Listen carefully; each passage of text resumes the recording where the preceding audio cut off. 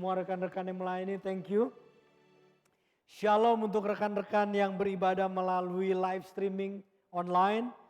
God bless you di dalam tempat Anda juga beribadah, hadirat Tuhan juga menjamah saudara. Praise the Lord. Dan saya sambut rekan-rekan yang berada di sini.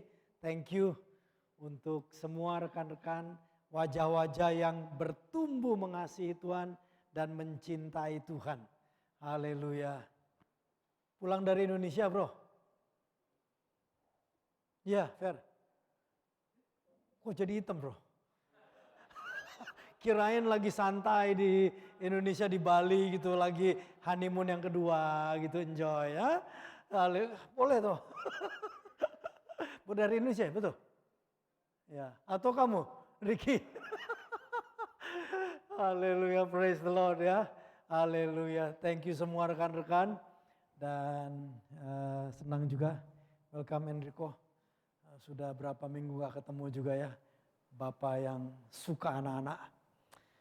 Kalau rekan-rekan mau belajar, mau punya anak, banyak sama dia deh. Jangan sama pastor.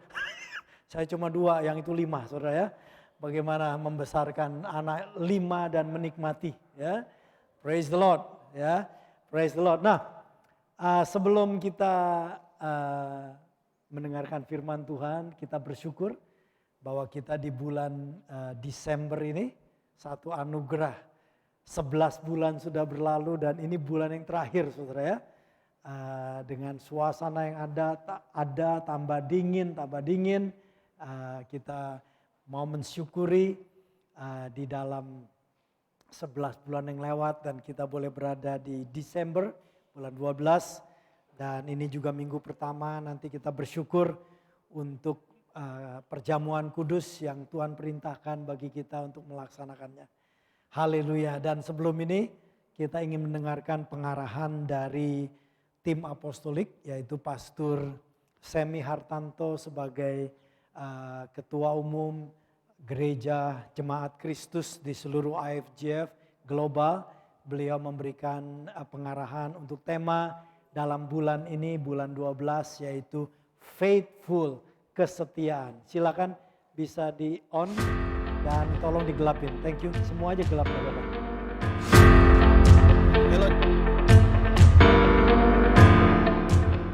Hello Church, di bulan Desember ini kita merayakan kedatangan Yesus ke dalam dunia. 2000 tahun yang lalu dia datang sebagai bayi dan hari ini menjadi raja di atas segala raja. Bukan hanya orang Kristen, tapi seluruh dunia juga mengakuinya dan juga ikut berpartisipasi di dalamnya. Dan tema kita bulan ini adalah faithful. Faithful artinya adalah setia atau kesetiaan atau keadaan di mana seorang itu konsisten dan juga mengandalkan ketaatan. Firman Tuhan dengan jelas memberitahukan kepada kita bahwa Yesus itu faithful.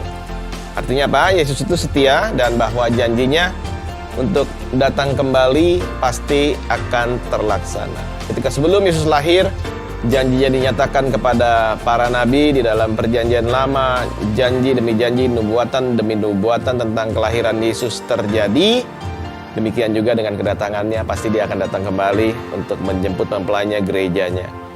Kalau kita melihat dalam Kisah Para Rasul, rasul-rasul itu mengikuti keteladanan kesetiaan Yesus. Mereka melayani Tuhan dengan sepenuh hati, dengan begitu banyak rintangan ya, siksaan, penganiayaan, dan bahkan harus yang jadi martir atau harus mati. Tetapi mereka tetap setia melayani. Bahkan ketika mereka dalam keadaan kekurangan, dalam keadaan kelaparan, dalam keadaan dikejar-kejar, mereka pun terus setia melayani. Kita melihat dalam keteladanan hidup daripada Petrus, dari Paulus, dan rasul-rasul yang lain dan gereja yang mula-mula. Kita pun hari ini dipanggil untuk menjadi setia, faithful. Dan ketika kita bisa setia pada perkara yang kecil, maka percayalah bahwa Tuhan akan memberikan perkara yang lebih besar dalam keluarga kita, dalam pelayanan kita, dalam pekerjaan kita, apapun yang sedang kita lakukan. Akar kata dari faithful, kalau dalam bahasa Inggris ya, adalah faith.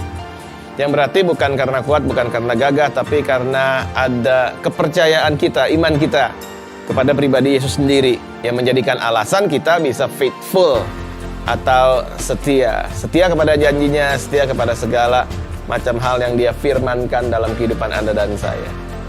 Nah, di akhir daripada tahun ini ya, kita sudah masuk bulan Desember, marilah kita melakukan refleksi atau perenungan atas semua pertolongan Tuhan sepanjang tahun 2023.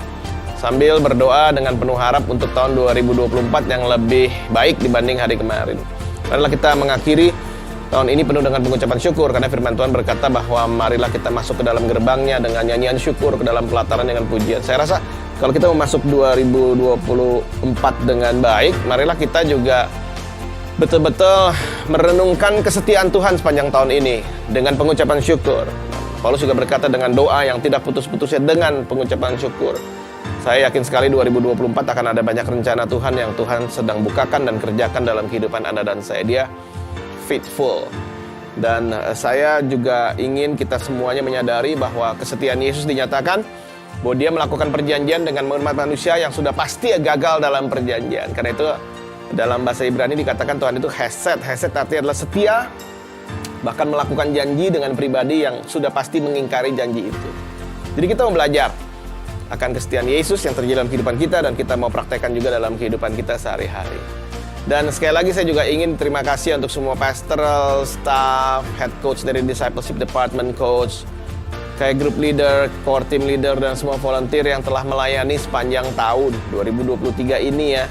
Biar apapun yang telah Anda tabur sepanjang 2023 akan membawa buahnya melimpah di tahun 2024. Saya ingin juga menyatakan bahwa kita harus siap menghadapi tahun 2024 dengan tema kita IFGF Global, yaitu A Life in Calling. Saya sangat excited dengan tim ini ke depannya, A Life in Calling, karena Tuhan, kita mengatakan bahwa bukan hanya Tuhan memanggil kita, tapi Tuhan memanggil kita dengan namanya kita. Kara artinya adalah orang yang dipanggil sesuai dengan namanya. Jadi dia bukan hanya memanggil semua orang, tapi dia memanggil kita secara individual satu persatu. Jadi panggilan Tuhan akan nyata dalam setiap kehidupan kita sepanjang 2024 and beyond. Saya juga mau melaporkan berikut yang terjadi di IFGF Global selama bulan November kemarin. Baptisan dari IFGF Mukok, Duri, Wellington, Lolak, Padang, Houston, London, Bandung, dan banyak kota lainnya. Ada dedikasi anak yang terjadi di IFGF Jakarta, Bekasi, Bandung, dan juga saya percaya kota-kota lainnya. Kelulusan DJ juga banyak ya, dari kota-kota di seluruh Indonesia dan juga di seluruh dunia. Ada West Africa Conference 10-16 November yang lalu, di mana ada begitu banyak hamba-hamba Tuhan di West Africa, diberkati, diperlengkapi, dan saya yakin itu baru merupakan permulaan dari hal-hal yang besar yang akan terjadi di Afrika. I'm so excited untuk FGF Urdu Europe Conference 23 sampai 25 Oktober kemarin. Ada begitu banyak hamba-hamba Tuhan yang berkumpul di Switzerland bersama dengan Pastor Denny Hanafi, sehingga kita bisa share bukan hanya resources kita, tapi kita bisa share tentang value dan nilai yang ada di FGF kepada teman-teman di sana. Dan saya percaya bahwa orang-orang yang tadinya mungkin beremigrasi keluar dari daerah mereka masing-masing dengan bahasa dan kemudian kultur yang tidak sama dengan budaya Eropa, tapi mereka bisa ada di sana, mereka bisa ada di Eropa. Saya yakin Tuhan punya rencana besar, dan kedepannya kita siap untuk menuai Eropa untuk kemuliaan Tuhan. Oke semuanya, sampai di sini saya percaya bulan ini akan filled with excitement. Jangan hanya fokus kepada perayaan Natalnya, tetapi tahu why-nya, tahu mengapa kita patut merayakan apapun yang Tuhan sedang kerjakan dalam kehidupan gereja, dalam kehidupan keluarga. Saya berdoa sekali lagi kita semua masuk tahun 2024 prayerfully, penuh dengan doa, penuh dengan kerendahan hati, dan penuh dengan pengucapan syukur. Karena saya yakin bahkan di akhir tahun ini Tuhan rindu berbicara lebih lagi dalam kehidupan setiap dari kita. Amen. God bless us all. Sampai ketemu tahun depan, A Life in Calling 2024. Sign out. Kita bersyukur diberikan pengarahan oleh tim apostolik kita, Pastor Semi. Anda bisa lihat masih sangat muda, tetapi betul-betul orang yang ada pengurapan Tuhan dan memberikan satu arahan yang luar biasa kepada gerejanya Jemaat Kristus di IFGF secara global ya. Jadi termasuk tadi ada laporan juga pekerjaan Tuhan, orang-orang yang dibaptis dari berbagai negara di Jemaat Kristus di IFGF. Dan tadi terakhir ada sedikit dikatakan bahwa beliau sangat bersuka cita karena ada gerakan Tuhan di IFGF bahasa Urdu. Bahasa Urdu itu yaitu orang-orang dari Pakistan, saudara ya. Ini kita nggak kebayang punya Tuhan izinkan jemaat Kristus IFGF punya berbahasa Urdu di Eropa. Tadinya mereka jangkaunya di Pakistan. Kita ada cukup banyak gereja di Pakistan dan rupanya salah satu pastor kita di sana itu betul-betul nyawanya terancam dan waktu ibadah diculik, saudara ya. Diculik dan mau dibunuh, tapi nggak tahu bagaimana sebelum diapa-apain orang yang menculiknya pergi dulu makan siang atau gimana saya nggak ngerti. Besok harinya itu tiba-tiba ada kesempatan dia melarikan diri. Dia bisa melarikan diri, dia balik dan dia langsung bawa istri dan anaknya lari ke satu kota di sana dan calling pastor kita di satu tempat di luar negeri, dan akhirnya pastor kita memberikan pengarahan, oke, kamu keluar dari negeri itu karena nyawa kamu terancam. Kemana? Kemana? Kamu keluarga ada teman nggak? Ada di Eropa. Oke, ke sana dulu. Ya, lari ke sana. Kemudian setelah itu akhirnya dia bingung, tapi pastor senior kita bilang stay di sana. Akhirnya dia stay dan dia berdoa dan mulai menjangkau orang-orang bahasa Urdu di Eropa, saudara. Sehingga Anda bisa lihat cukup banyak pemimpin gereja IFGF yang berbahasa Urdu yang sekarang ada di Eropa, saudara ya. Karena ada satu hamba Tuhan IFGF yang mau dibunuh betul-betul, saudara ya. Jadi harus melarikan diri, sometimes kesulitan, tantangan berat dipakai Tuhan untuk pekerjaan Tuhan yang ajaib. Praise the Lord, berikan tepuk tangan buat Tuhan kita. Haleluya. Karena itulah dia adalah raja yang mulia, raja yang besar, yang berdaulat, yang agung. Dan juga raja yang ajaib karena melalui Christmas dia datang sebagai pribadi seorang baby ya, lahir dari kandungan Maria. Tadi diingatkan bulan Desember ini akan suasana Christmas, tapi bukan fokus pada perayaannya, tapi fokus kepada pribadi yang membuat Christmas ini bercahaya, Christmas ini luar biasa, Christmas ini menyelamatkan manusia. Amen. Amen. Praise the Lord. Haleluya. Saya juga bersyukur kepada seluruh jemaat, 11 bulan sudah berlalu.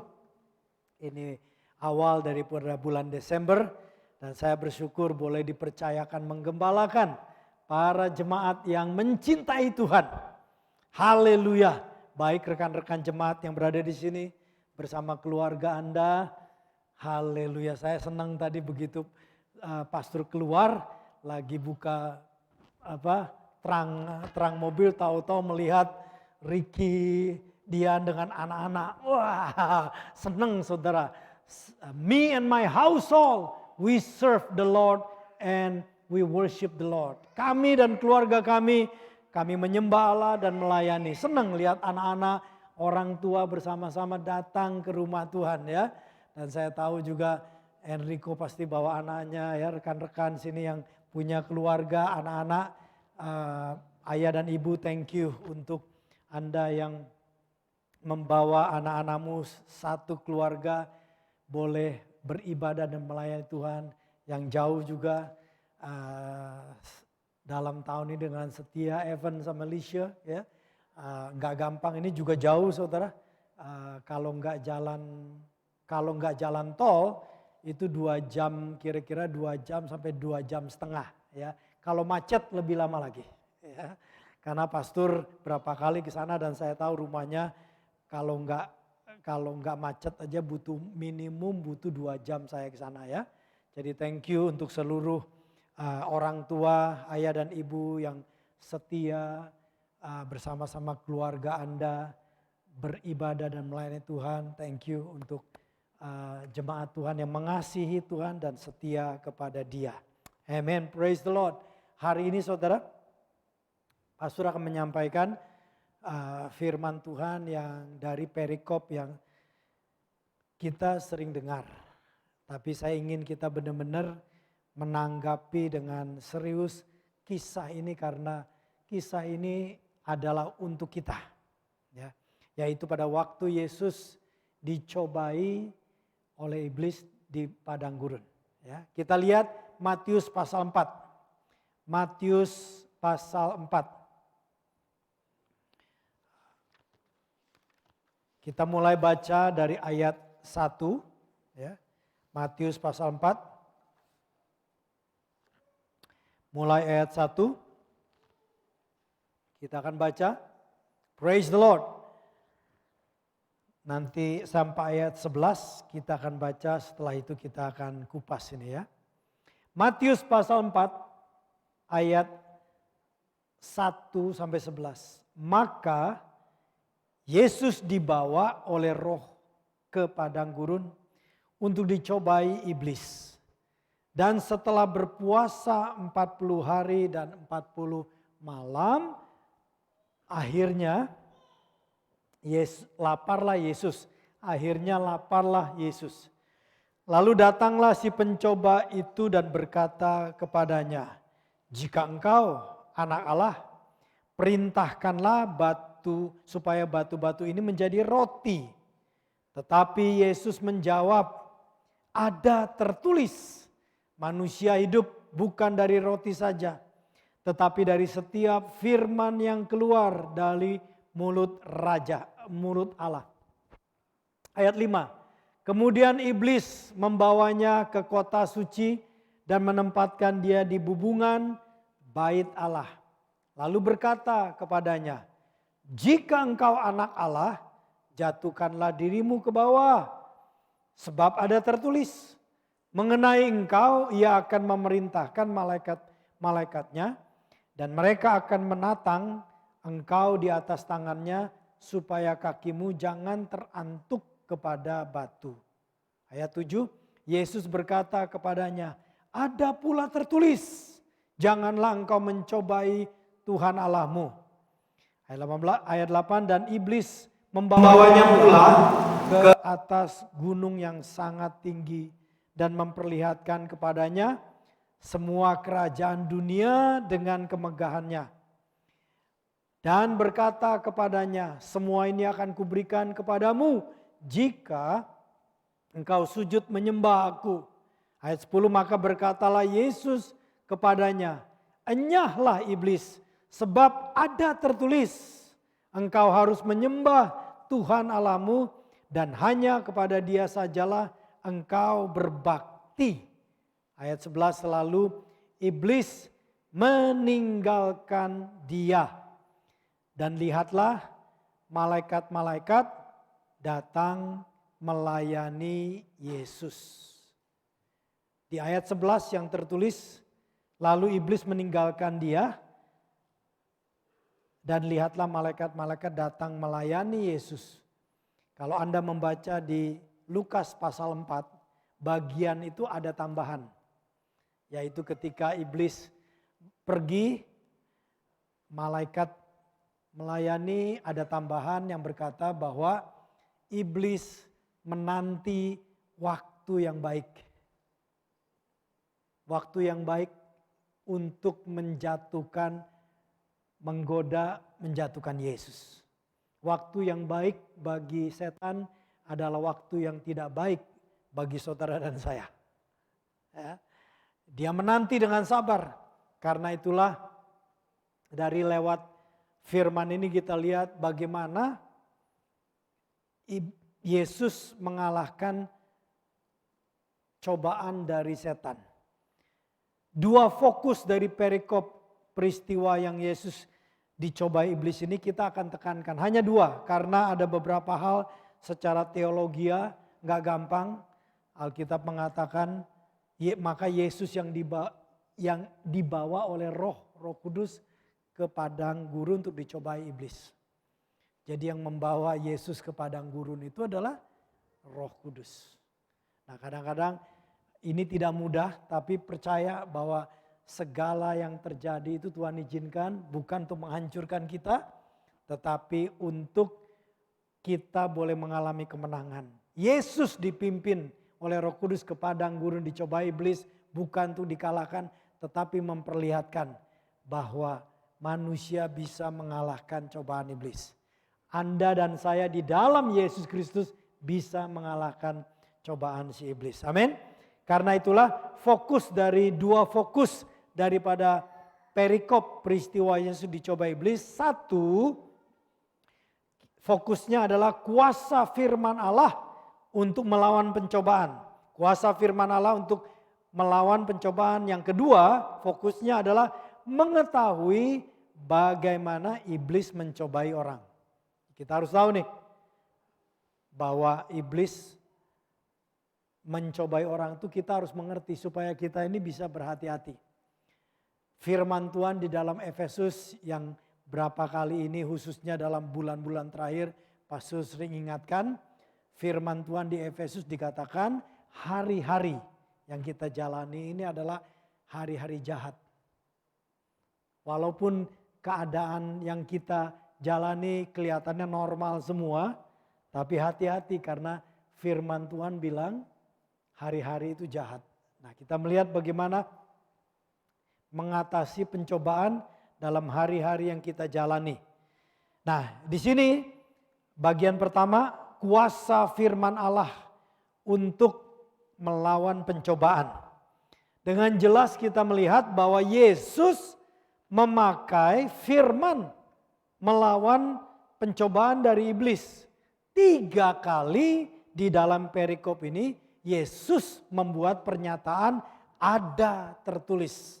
Setiap kali datang pencobaan dari iblis, Yesus berkata ada tertulis, ada tertulis. Yesus melawan pencobaan dari iblis bukan dengan kuasa yang dia miliki.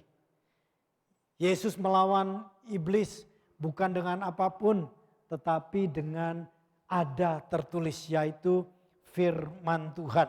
Nah, kalau kita lihat, mungkin Anda belum pernah lihat dari mana sih Yesus mengutipnya. Nah, kita akan lihat ini.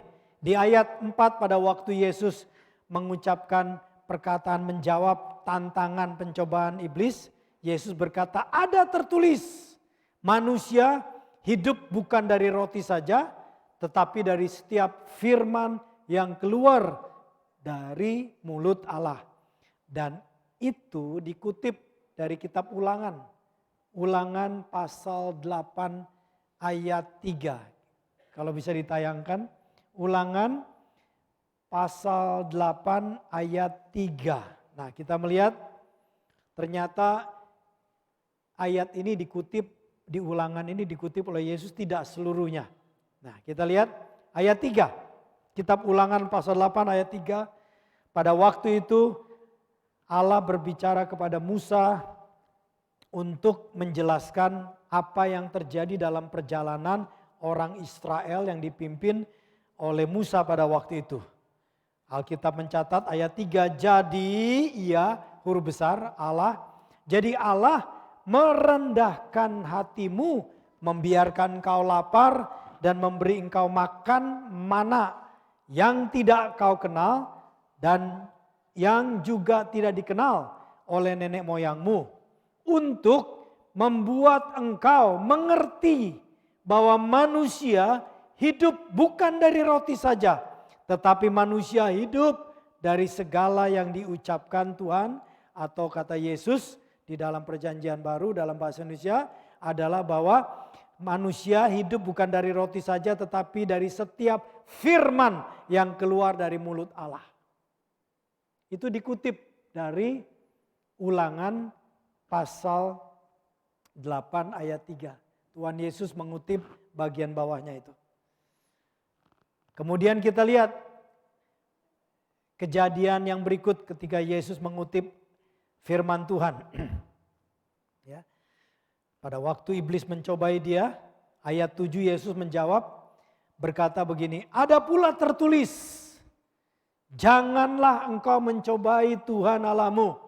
Yesus mengutip ayat itu dari kitab Ulangan. Ulangan pasal 6 ayat 16. Ulangan pasal 6 ayat 16 tertuliskan, janganlah kamu mencobai Tuhan Allahmu seperti kamu mencobai Dia di masa. Jadi pada waktu itu dalam perjalanan bangsa Israel keluar dari perbudakan di Mesir sedang menuju tanah perjanjian, mereka tiba di satu tempat namanya Masa. Di tempat itu rupanya bangsa Israel mencobai Tuhan, ya, menguji Tuhan, mencobai Tuhan, tidak mempercayai janji Tuhan. Sehingga Tuhan menegur mereka di kitab Ulangan, janganlah kamu mencobai Tuhan Allahmu. Disitulah pernyataan itu Tuhan mengutip ketika dia berhadapan dengan iblis. Walaupun ayat itu ditujukan kepada orang Israel, tetapi firman Tuhan adalah firman yang hidup, bisa dipakai dalam segala situasi. Dan Yesus mengajarkan kita bahwa firman Tuhan dapat kita pakai untuk mengatasi tantangan dan pencobaan. Sebelum Yesus memakai ayat ini, orang Israel ribuan tahun yang lalu, 2000 tahun yang lalu sebelumnya sudah ditegur oleh Tuhan lewat ayat ini. Dan Tuhan Yesus mengutip ayat ini untuk menghadapi cobaan iblis.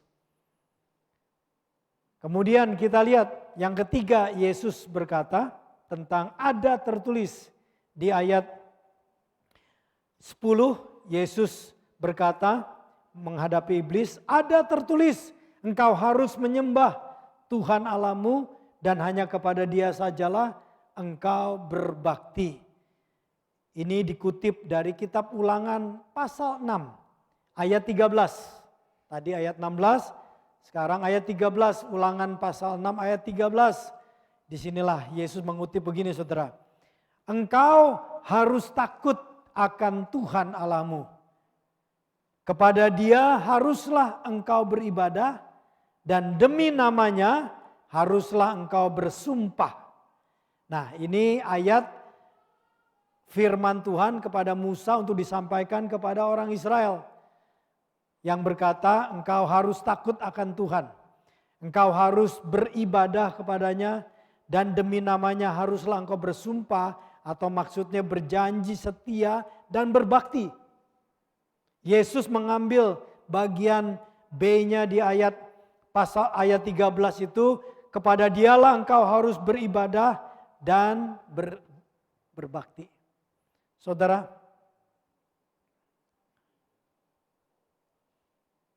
sebelum saya melanjutkan penjelasan lagi tentang Yesus yang mengutip ayat ini, saya juga ingin rekan-rekan berhati-hati, waspada, karena iblis juga bisa mengutip firman Tuhan untuk menjatuhkan. Kita melihat di ayat 5 dan 6 di Matius pasal 4 yang kita baca tadi, kemudian iblis membawa Yesus ke kota suci dan menempatkan Dia di bumbungan Allah. Lalu iblis berkata kepada Yesus, jika engkau anak Allah, jatuhkanlah dirimu ke bawah. Sebab ada tertulis. Iblis bisa mengutip, ada tertulis. Dia mengutip, yaitu mengutip ayat di dalam Mazmur 91 ayat 11 dan 12. Jadi waktu Yesus dicobai oleh iblis, iblis pun mencobai Dia dengan firman Tuhan. Kita lihat dia mengutip di sini saudara, iblis ini. Mazmur 91 ayat 11 dan 12. Mazmur 91 ayat 11. Sebab malaikat-malaikatnya akan diperintahkannya kepadamu untuk menjaga engkau di segala jalanmu. Ayat 12, mereka akan menatang engkau di atas tangannya supaya kakimu jangan terantuk kepada batu. Itulah yang dikutip oleh iblis. Tapi iblis mengutipnya dengan di luar konteks. Jatuhkanlah dirimu, ngomong sama Yesus. Jatuhkanlah dirimu. Iblis menggunakan firman Allah mencobai Yesus untuk berbuat dosa. Ada kalanya saudara, orang duniawi atau juga orang Kristen yang belum dewasa rohani akan mempergunakan ayat Alkitab di luar konteks untuk mencoba membujuk atau mencobai orang percaya melakukan sesuatu yang sebenarnya salah dan atau tidak bijaksana, atau mengutip ayat untuk membenarkan diri sendiri di dalam perbuatan dosanya. Saya tidak tahu Anda pernah dengar enggak, tapi ada ayat yang berkata dan terkadang orang bisa mengutipnya, segala sesuatu halal kok bagiku. Segala sesuatu halal kok bagiku. Itu ada di Alkitab. Saudara, memang ada bagian-bagian di Alkitab yang tidak mudah, saudara. Nah, terkadang orang apabila menafsirkannya tidak sesuai dengan konteksnya atau tidak membandingkan dengan ayat-ayat yang lain dalam firman Tuhan, seolah-olah tampaknya ayat itu mengizinkan orang berbuat dosa, padahal tidak. Ya, padahal tidak. Nah, yang tadi saya bilang terkadang orang mengutip segala sesuatu halal kok bagiku. Ayatnya itu ada di dalam 1 Korintus pasal 6 ayat 12. 1 Korintus pasal 6 ayat 12 tertulis begini. Segala sesuatu halal bagiku. Tapi tidak berhenti di situ. Ada komanya. Tetapi bukan semuanya berguna. Segala sesuatu halal bagiku. Tetapi aku tidak membiarkan diriku diperhamba oleh suatu apapun. Jadi kalau kita melihat dalam konteks. Bukan ayat ini tidak menghalalkan segala sesuatu dalam kehidupan orang percaya. Tetapi ayat ini justru mengajarkan kita harus belajar mengontrol. Tidak boleh diperhambakan oleh sesuatu di luar daripada kehendak Allah. Haleluya. Ya. Tetapi terkadang orang memakai ayat ini segala sesuatu halal bagiku. Orang percaya harus benar-benar memahami firman Allah dan waspada. Kalau iblis bisa mengutip firman untuk menjatuhkan, kita harus waspada terhadap orang-orang yang memutarbalikan Alkitab untuk memenuhi keinginan sifat dosa di dalam manusia. Satu hari Rasul Petrus menuliskan peringatan ini di 2 Petrus pasal 3. Di 2 Petrus pasal 3 ayat 15 dan 16 Rasul Petrus ini sedang berbicara orang-orang yang memutarbalikan Alkitab sehingga justru membinasakan dirinya sendiri. Ayat 15 2 Petrus pasal 3. Anggaplah kesabaran Tuhan kita sebagai kesempatan bagimu untuk beroleh selamat. Seperti juga Paulus, saudara kita yang kekasih, telah menulis kepadamu menurut hikmat yang dikaruniakan kepadanya. Jadi Petrus bilang nih kepada jemaat, saudara kita yang bernama Paulus, Rasul Paulus, telah menuliskan kepada gereja Tuhan, jemaat, menurut hikmat yang dikaruniakan kepada Paulus oleh Allah. Ayat 16, hal itu dibuatnya dalam semua suratnya. Apabila ia berbicara tentang perkara-perkara ini, dalam surat-suratnya itu ada hal-hal yang sukar dipahami. Dengar, bersama-sama jemaat Tuhan, Rasul Petrus sendiri mengakui ada hal-hal yang sukar dipahami di dalam ayat-ayat firman Tuhan.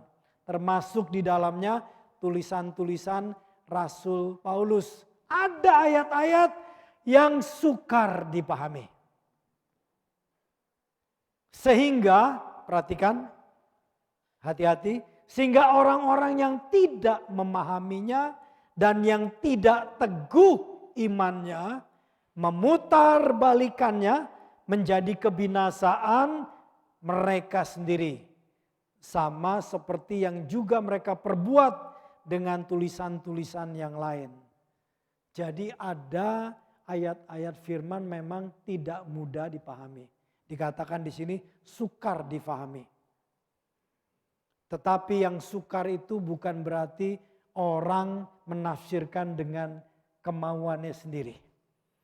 Sebab orang yang tidak memahaminya dan tidak teguh imannya, kalau tidak hati-hati iblis datang dan menjebak, menyesatkan dan memutarbalikan ayat-ayat itu menjadi kebinasaan mereka sendiri. Pastor pernah, saudara, selesai khotbah di sini nih. Habis khotbah saya khotbah waktu itu tentang Daud, saudara ya. Daud berkhotbah tentang Daud dan memang di Alkitab pas pembacaannya Daud juga ada beberapa istri kan ya. Nah ingat, Daud itu cinta Tuhan tapi urusan rumah tangga dia termasuk gagal. Jadi jangan belajar dari Daud. Oke? Nah, ini fair. Kenapa Alkitab membuka semuanya? Karena Alkitab itu berbicara kebenaran. Bahkan orang yang dekat dengan Tuhan pun kalau tidak terus membangun dalam karakter yang benar bisa salah, saudara. Daud hatinya mau ikut Tuhan tapi karakternya dia perlu dibentuk. Ya. Nah selesai khotbah saya salamin kemudian ada yang deketin, pastor. Tadi kan pastor ngomong Daud kan hatinya mengikuti hati Tuhan. Tapi istrinya lebih dari satu, jadi gimana pastor? Nah begitu dia tanya, sebagai hamba Tuhan ini langsung hati saya tuh gak enak. Gak enaknya bukan karena dia menantang saya, bukan saudara. Tapi gak enaknya langsung saya merasa ada sesuatu yang dia ambil dari ayat ini. Ada sesuatu. Nah sejak itu saudara, saya gak pernah ketemu lagi. Kecuali satu malam saya ketemu di tempat yang gelap. Ketemu, ya memang Tuhan sudah kasih tahu setelah sekian bulan saya ketemu. Ternyata dia lagi digandeng dengan wanita lain. Padahal saya ngerti istrinya di Indonesia. Jadi pakai ayat itu untuk membenarkan dirinya bahwa is okay punya wanita lain. Daud aja orang yang hatinya dekat sama Tuhan, istrinya lebih dari satu. Itu baru Daud, belum anaknya Salomo. Ya, Anda mau ikut Daud apa mau ikut Salomo? Ya. Ya. Jangan ikut dua-duanya dalam area ini. Ya. Haleluya. Nah, Alkitab itu kebenaran. Dia beritahu bahwa ada hal-hal yang sukar dipahami. Tapi bukan berarti terus semaunya dengan ditafsirkan, diputarbalikan, tidak boleh. Tidak boleh saudara. Haleluya. Jadi harus kita belajar bertumbuh, memahami tulisan-tulisan di Alkitab sesuai dengan konteksnya. Saya berharap kita semua bisa belajar terus. Nah, perhatikan, kalau Tuhan Yesus di dalam kemanusiaannya memakai firman di Alkitab untuk melawan pencobaan dari iblis. Nah, kita ini para pengikut Yesus mau pakai apa lawan iblis? Anda mau pakai apa lawan iblis? Ambil kayu, bikin kayu terus tidak mempan saudara. Mau ambil apa? Saudara, kisah Yesus ini betul-betul memberitahu kepada kita bahwa saudara dan saya bisa berkemenangan dalam kehidupan ini. Melewati segala pencobaan. Karena Tuhan kasih tahu melalui kejadian yang dia derita, dia hadapi bahwa ada kuasa di dalam firman Allah di Alkitab. Yesus ini cuma mengutip, tadi berapa kali saudara? 3 kali kutip ya. Di kitab mana? Yang dia kutip dari tadi saya ngomong? Di kitab Ulangan doang saudara. Di kitab Ulangan. Yesus cuma pakai 1 kitab untuk menghadapi iblis. Dan dia berikan sisanya kepada kita. Saudara tahu di Alkitab ada berapa kitab semuanya? 66. Harus dapat coklat ini. 66. Yesus cuma pakai 1 saja, kitab Ulangan. Dan itu cuma diambil pendek-pendek aja saudara. Yang lain sisanya diserahkan kepada saudara dan saya untuk dipakai. Jadi kita punya senjata yang luar biasa dari Tuhan. Yang cuma bedanya kita sama Tuhan, kita ini seringkali menganggap enteng atau tidak menyadari atau tidak tahu bahwa ada kuasa Allah di dalam firman-Nya di Alkitab ini. Yesus tahu benar bahwa ada kuasa Allah di dalam firman-Nya di Alkitab. Karena itulah saudara dia pakai firman Tuhan menghadapi iblis. Dan Alkitab mengatakan iblis setelah tidak berhasil, dia pergi, dia menantikan waktu yang terbaik saudara. Bagi dia, tapi waktu yang terbaik adalah tidak baik buat kita. Yang baik buat iblis selalu tidak baik buat kita. Sedangkan yang baik buat kita selalu dibenci sama iblis. Jadi tidak pernah nyambung. It's okay. Ya, it's okay dan jangan pernah nyambung dengan iblis, oke? Nah, yang kedua saya mau tekankan di sini adalah bahwa tadi dari perikop ini kita belajar 1, kuasa firman Allah di dalam menghadapi pencobaan. Yang kedua, fokusnya adalah mengetahui bagaimana iblis mencobai orang. Harus tahu nih. Kalau kita lihat Tuhan kasih tahu di sini ayatnya ya. Perhatikan ayat 2 dan 3 Matius pasal 4. Matius pasal 4 ayat 2 dan 3. Dan setelah berpuasa 40 hari 40 malam, akhirnya laparlah Yesus. Laparlah Yesus. Saudara, berapa tahun yang lalu pastor karena ada sesuatu dalam tubuh saya harus taking care, saya mau coba puasa. Saya ngomong sama istri saya, Hani, go ahead kamu makan apa aja, tapi aku mau puasa 15 hari. Maksudnya apa? Aku nggak mau makan sama sekali kecuali minum air hangat. Ya udah, dia bilang kalau kamu sudah mau puasa enggak apa-apa, ya. Nah, saya mulai hari pertama, hari kedua, hari ketiga, hari keempat saya udah nggak keluar karena udah mulai terasa capek, saudara ya. Hari pertama, kedua, ketiga saya masih kunjungan orang, masih ke rumah orang ya gitu ya. Tapi hari keempat saya udah nggak kuat, saya diam di rumah aja pokoknya ya, di rumah ya. Nanti kalau kedinginan pakai AC, kalau kedinginan pakai AC, kedinginan pakai heater gitu ya. Nah, apa yang terjadi saudara? Ternyata nggak nyampe 15 hari. Gagal. Karena pada waktu saya selesai hari ke-6 dan memasuki hari ke-7 itu Sabtu malam. Itu di atas jam 6 tiba-tiba badan saya kegetar badan saya. Sampai waduh kegetar sekali, saya nggak kuat dan saya rebahan. Istri saya langsung bilang, "Bro, makan." Itu Roh Kudus bilang, makan. Haleluya ya. Dan saya sadar badan saya bergetar, saudara. Begini saudara. Bro, makan. Lu besok mau pergi kemana, ke Gunma, apa ke Warai. Kalau belum pergi aja sudah begini, bagaimana besok kamu? Ya. Dan saya sadar, wah ini gak benar. Tubuh saya sudah gak kuat.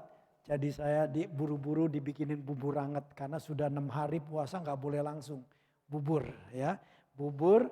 Terus 1-2 jam kemudian dikasih pisang yang lembut, tidur. Besok pagi baru makan. Poin pastor,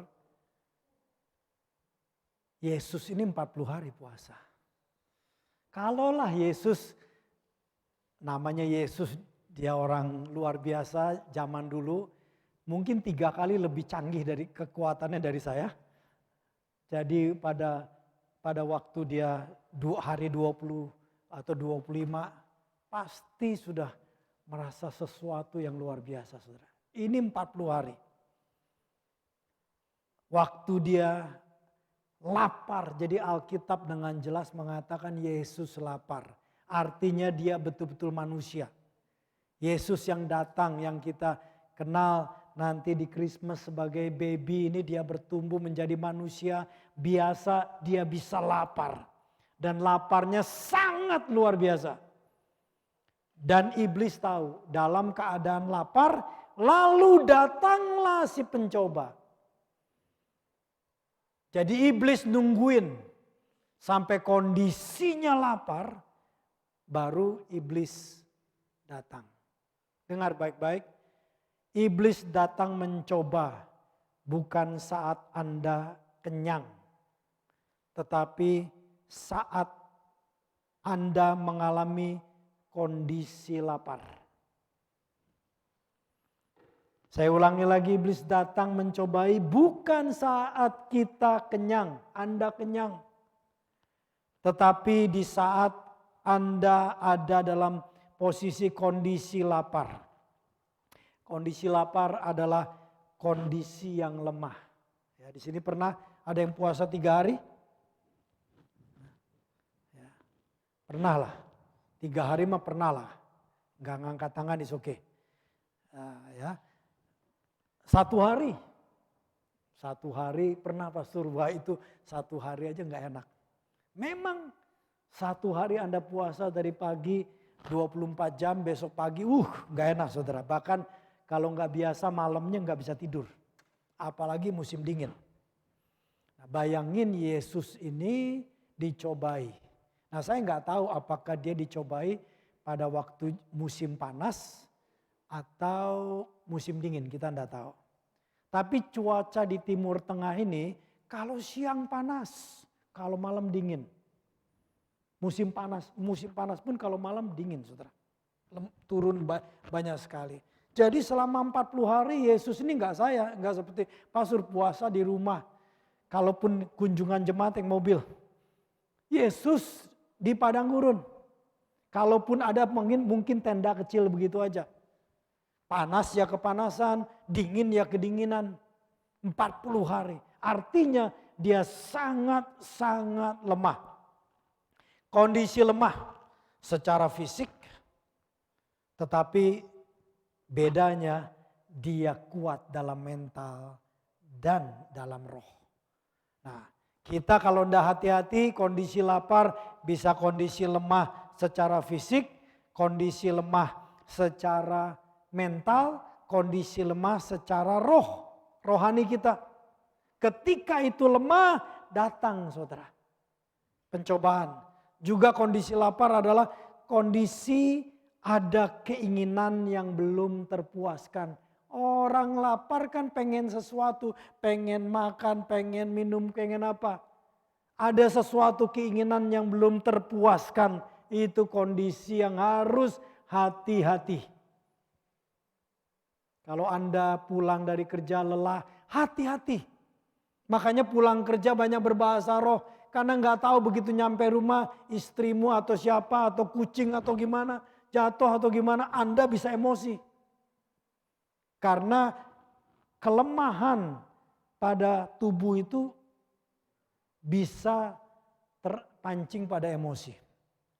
Hati-hati pada waktu Anda mulai merasa lonely, merasa lemah secara mental, merasa begini, merasa begitu, merasa macam-macam itu. Hati-hati. Karena itu potensi di mana iblis bisa datang dan mencobai.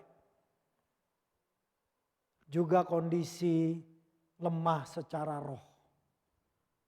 Kalau Anda sudah lama enggak ke gereja, udah lama tidak bersekutu dengan orang percaya, udah lama enggak baca Alkitab, udah lama enggak berdoa, Anda dalam posisi yang sangat berbahaya. Itu lemah saudara. Dan biasanya iblis datang mencoba. Iblis itu seperti, makanya iblis itu disebut serigala. Serigala itu kalau Anda pernah lihat dokumentasi, saudara ya. Kalau Anda lihat dokumentasi, Pastor pernah lihat beberapa kali gimana gerombolan serigala itu mencari mangsanya di antara banyak binatang-binatang di sana. Dan biasanya dipilih yang lemah, dipilih yang masih kecil, jadi larinya nggak kuat, itu yang dikejar. Yang gede-gede dilepasin.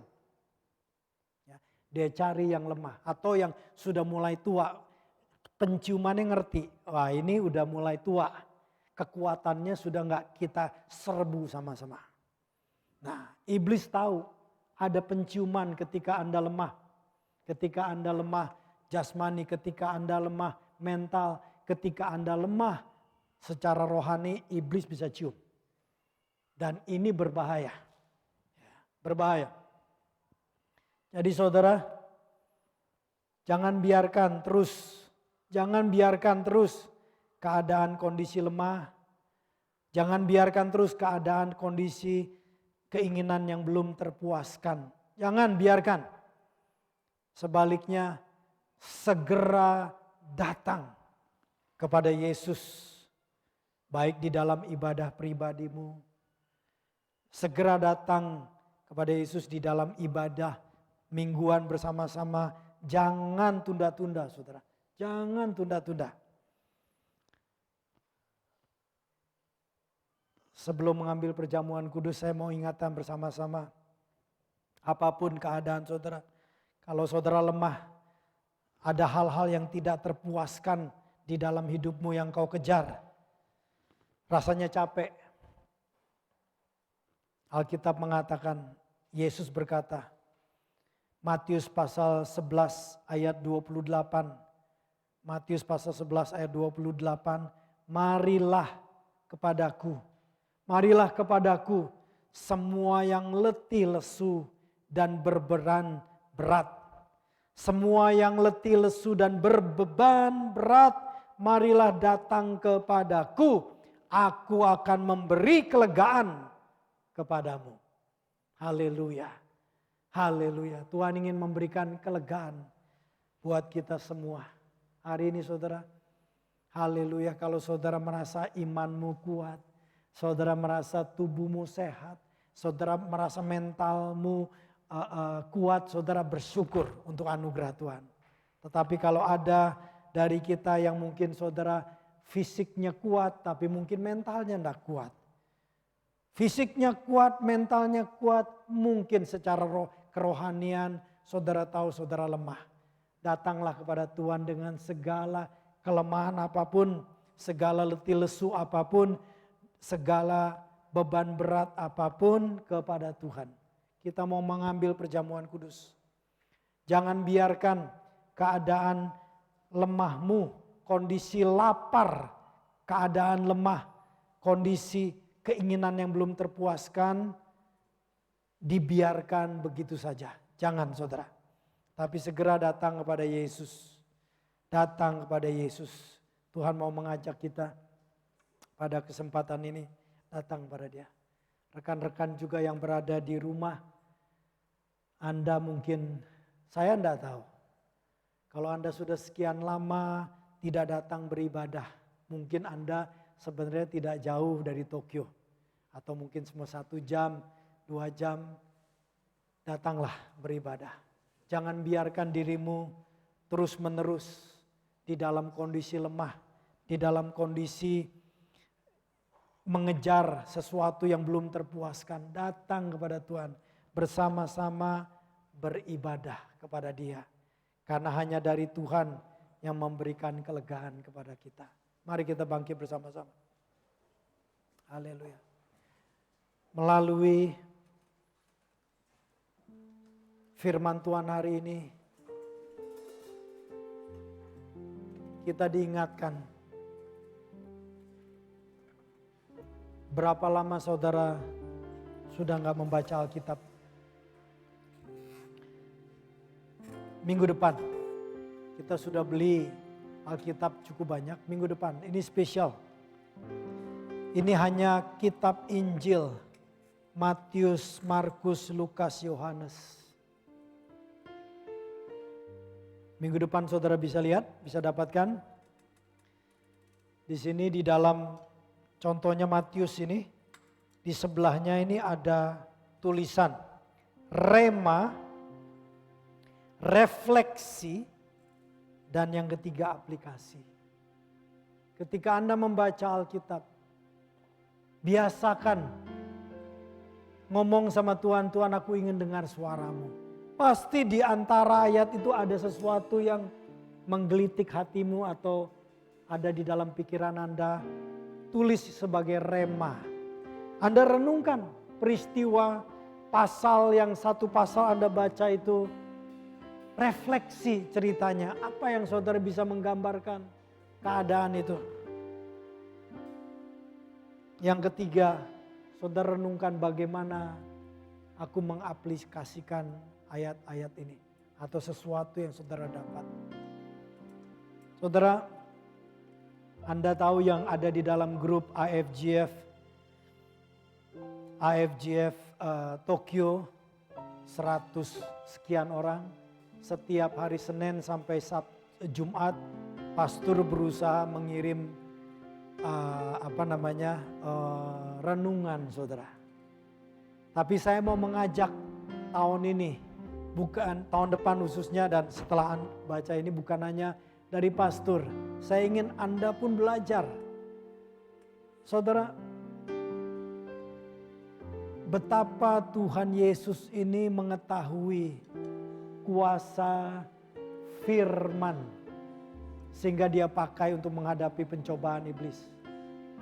Saudara dan saya diberikan kesempatan yang sama untuk memakai dan percaya ada kuasa dalam firman-Nya.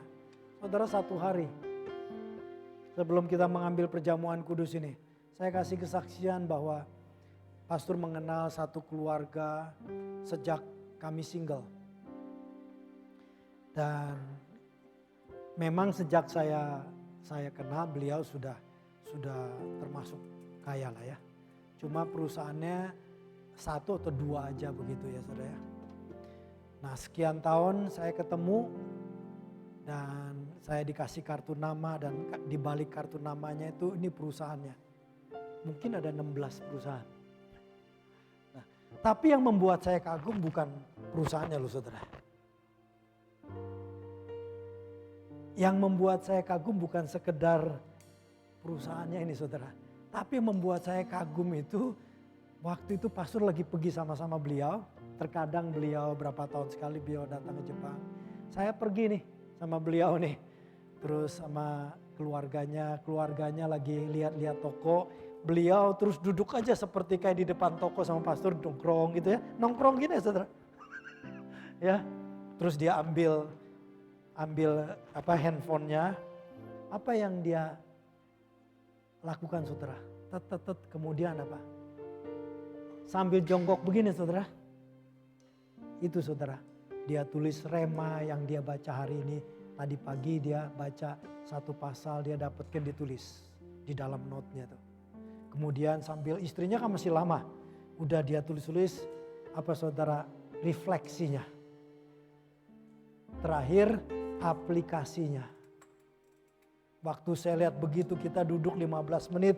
Begitu saudara nyongkrong aja begini saudara. Kayak orang gak punya duit. Nongkrong ini saudara. Tapi nongkrong gitu saudara. Terus saya bangun, saya ngomong sama Tuhan. Gak heran Tuhan, Engkau memberkati hambamu ini. Karena dia mencintai firman Tuhan. Jadi kerjaannya itu sambil duduk, yes ada waktu dia harus ngurus bisnis. Tuh saudara, 16 perusahaan. Sekian ribu pegawai. Belum koneksi dengan luar negeri. Ini orang sibuk saudara. Ternyata masih punya waktu. Rema firman. Refleksi yang dia pikirkan satu pasal ini ya. Kemudian dia tulis aplikasinya. Tuhan aku lemah di sini Tuhan. Aku mampukan aku di sini Tuhan. Saya bilang God, no wonder Tuhan itu sangat sayang sama orang ini. Karena dia mencintai firman lebih daripada perusahaan. Bukan berarti dia gak memperhatikan perusahaan saudara. Tapi dia tahu ini waktunya dia bersekutu dengan firman Tuhan. Saudara dan saya punya perusahaan berapa? 2, 3, haleluya. Saya berharap di sini 2, 3 minimum. Tapi saya berharap Anda cinta firman Tuhan. Kita cinta firman Tuhan. Haleluya, kita cinta firman Tuhan. Ketahuilah rahasia Yesus dia tahu. Ada kuasa dalam firman-Nya. Tahukah kita sebagai orang percaya? Dan ketahuilah dari firman-Nya ini. Pada waktu saudara lemah, hati-hati. Disitulah saat dimana iblis biasa mencoba. By the grace of God, kita jaga kekuatan rohani, jiwani, jasmani dengan mencintai firman Tuhan. Merenungkan firman Tuhan. Minggu depan kita akan bagikan saudara. Haleluya. Mari siapkan diri kita untuk mengambil perjamuan kudus ini. Haleluya.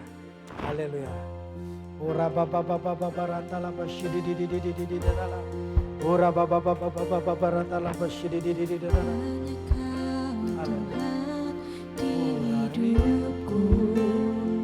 Thank you Tuhan. Haleluya.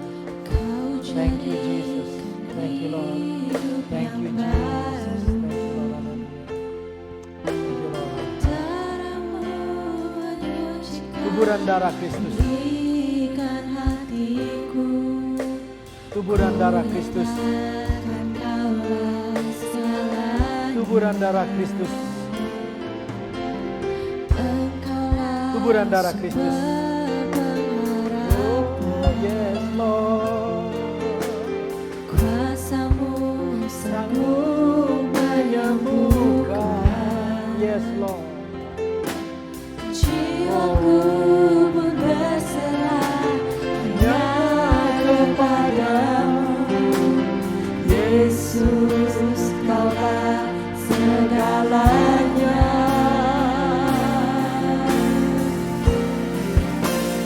Karena salibmu ku hidup. Karena salibmu ku menang. Engkau yang berkuasa, sanggup untuk melakukan mujizat-Mu. Karena salibmu ku hidup. Karena salibmu ku menang. Engkau yang berkuasa, sanggup untuk melakukan mujizat-Mu di hidupku.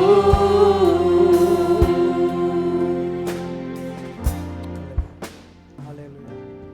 Kalau saudara orang percaya, jangan ragu ambil perjamuan kudus. Saya kasih kesempatan kalau ada yang belum memegang perjamuan kudus, ambil. Haleluya. Hanya persyaratannya cuma satu, percaya. Tuhan Yesus percaya. Haleluya. Haleluya. Thank you Lord. Haleluya. Haleluya. Thank you Lord. Haleluya. Karena salibmu ku hidup. Karena salibmu ku menang. Amin, amin. Engkau yang berkuasa, Sanggup untuk melakukan mujizatmu. Karena salibmu aku percaya, aku percaya. Oh, karena salibmu aku percaya. Engkau yang berkuasa, Sanggup, aku percaya.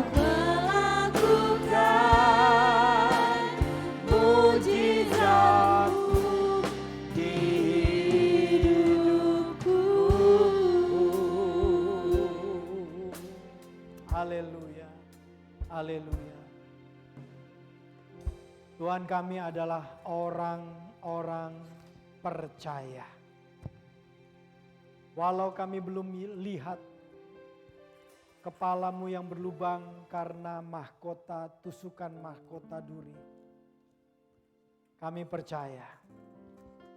Walaupun kami belum melihat lubang di tanganmu, lubang di kakimu, lubang di lambungmu. Kami percaya. Kami percaya.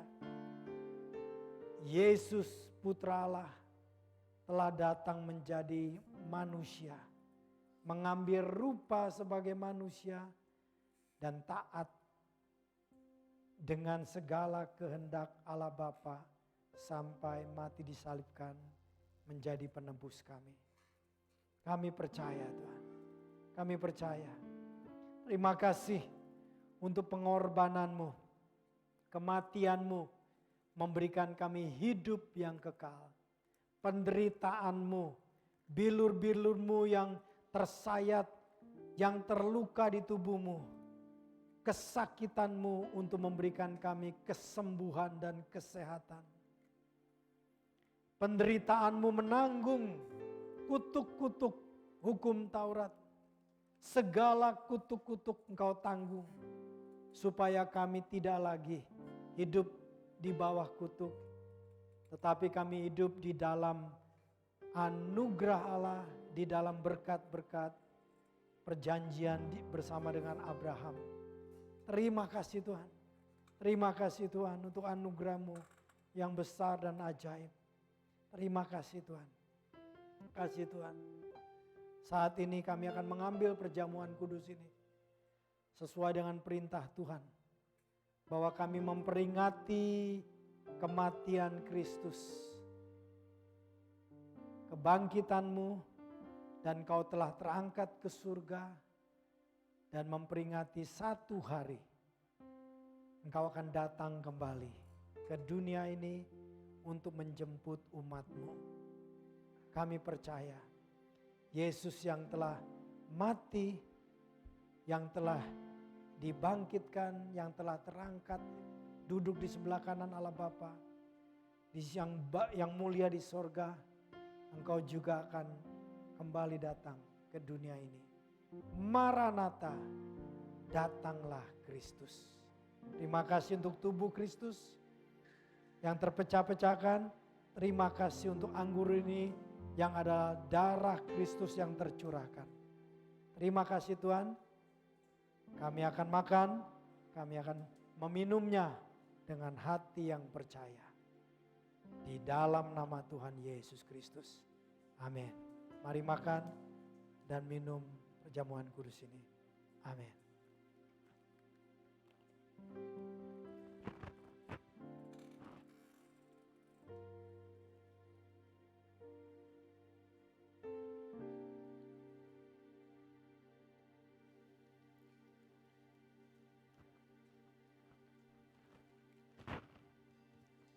Tadi saya dengar ada yang jatuh. Apakah Anda kejatuhan perjamuan kudusmu? Kalau jatuh saya kasih lagi. Pastor mau momen Anda, ada yang terjatuh? Haleluya. Saya nggak mau lewatkan satupun bagi Anda yang percaya ingin mengambil perjamuan kudus. Haleluya. Thank you Lord. Haleluya. Thank you Lord. Haleluya. Haleluya. Haleluya. Haleluya. Ora Baba.